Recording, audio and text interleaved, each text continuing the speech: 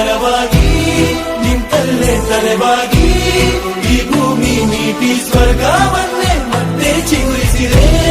ಹಕ್ಕಿಗೆ ಮಾನಾಗಿ ಹಾರಲು ವರವಾಗಿ